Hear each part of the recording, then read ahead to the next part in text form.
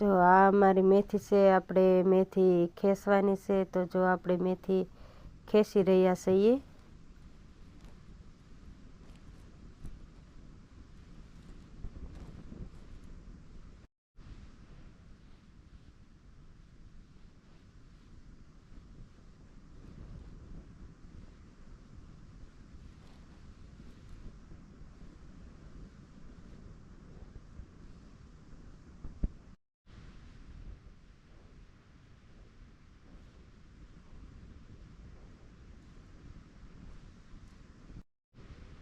આ અમારી કોથમરી છે, આ અમે કોથમરી લઈ રહ્યા છીએ। જો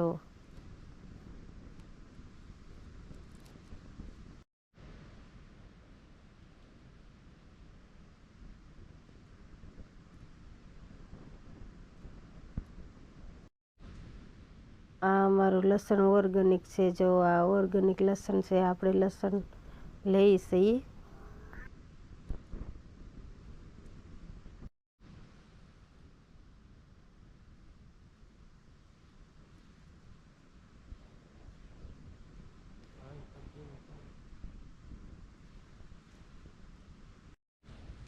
આ અમારે કાંદા છે, કાંદા પણ આપણે ખેંચી રહ્યા છીએ। જો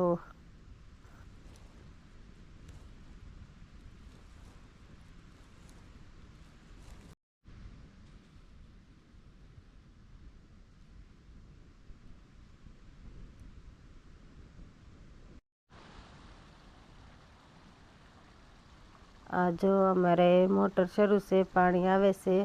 આપણે હવે આ બધું સારી રીતે મસ્ત બધું પાણીથી બધી વસ્તુ આપણે ધોઈ નાખીએ। મેથી, કોથમરી અને ડુંગળી ને લસણ બધી વસ્તુ આપણે ધોઈ સારા પાણી ધોઈ નાખવાની છે।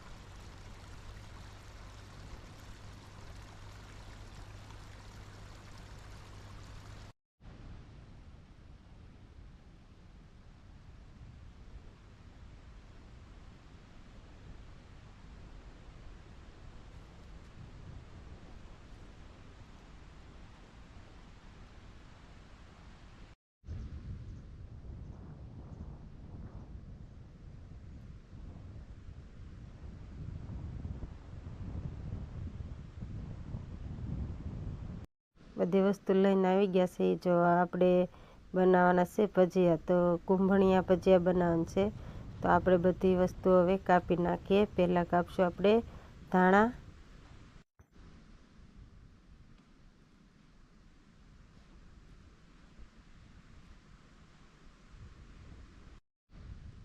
આ રીતે આપણે ધાણા કટિંગ કરી નાખીએ। જો ઝીણા ઝીણા આપણે ધાણા કટિંગ કરવાના છે, તો જો આ રીતે અમે કટિંગ કરી નાખીએ।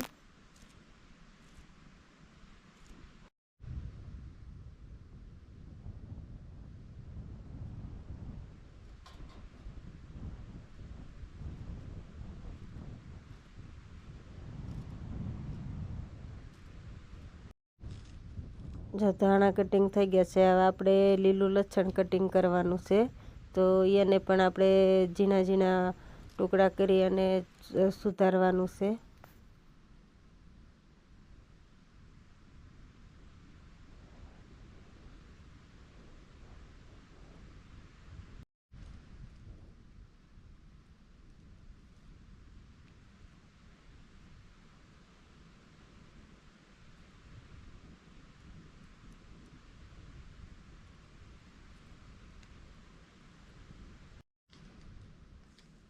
લસણ પણ આપણે કટિંગ થઈ ગયું છે। હવે આપણે લીલા કાંદા જે ખેંચા થાય એ આપણે કટિંગ કરી નાખવી, એને પણ આપણે ઝીણા ઝીણા આપણે કટિંગ કરવાના છે।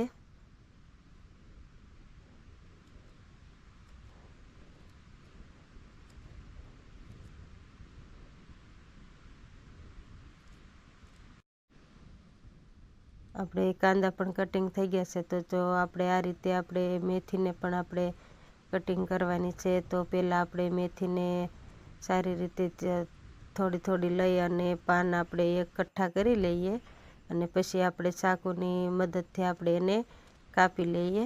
જો આ રીતે એને પણ આપણે ઝીણી ઝીણી કટિંગ કરવાની છે.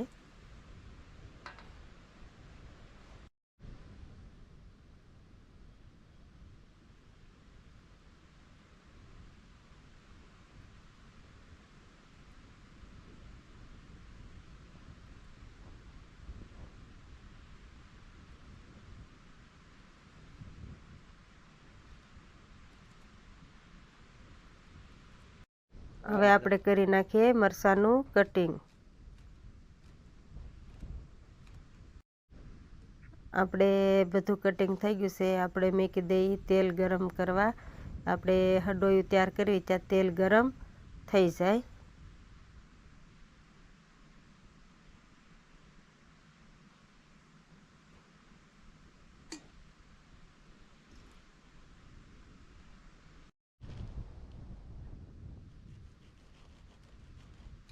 હવે આપણે નાખશું આમાં ચણાનો લોટ.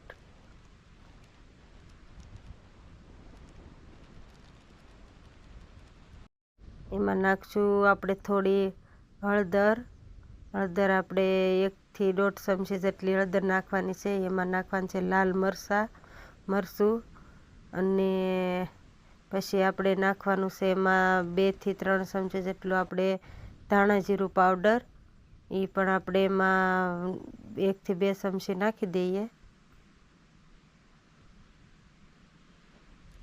પછી નાખી દઈએ આપણે સ્વાદ પ્રમાણે આપણે નમક નાખી દઈએ.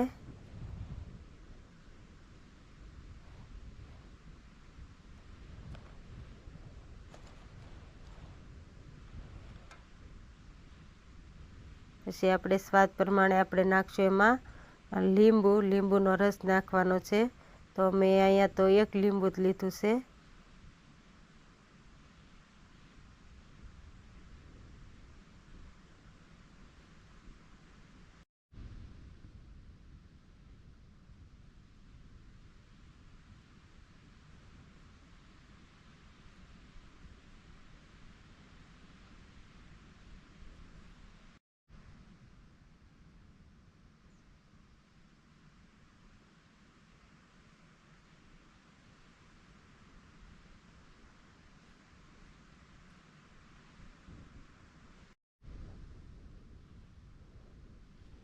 હવે આપણે એમાં થોડું પાણી નાખી અને મિક્સ કરતું જવાનું છે.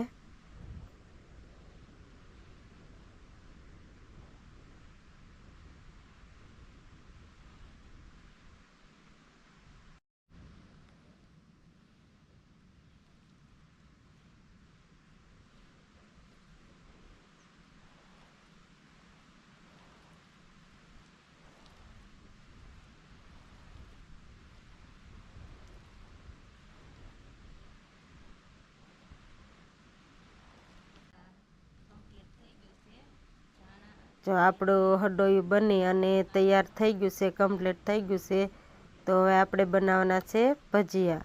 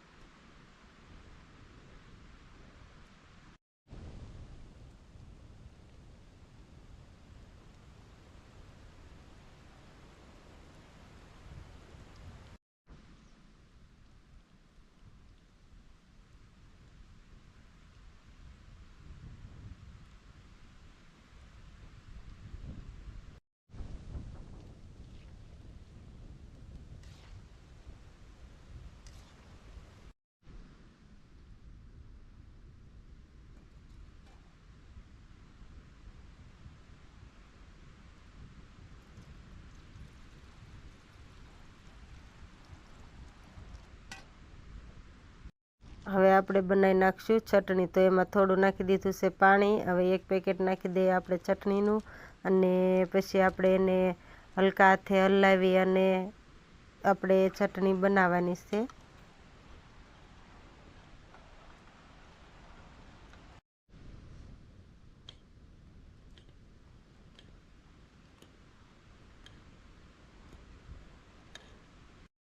આપણી ચટણી પણ જો બનીને તૈયાર થઈ ગઈ છે તો આપણે હવે એને નીચે ઉતારી લઈએ.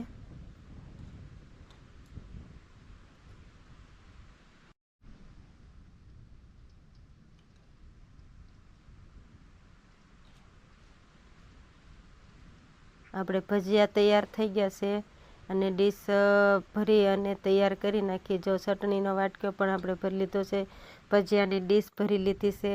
હવે આપણે જમવાની ભૂખ બહુ જ લાગી છે તો જમવાની આપણે શરૂઆત કરી લઈએ.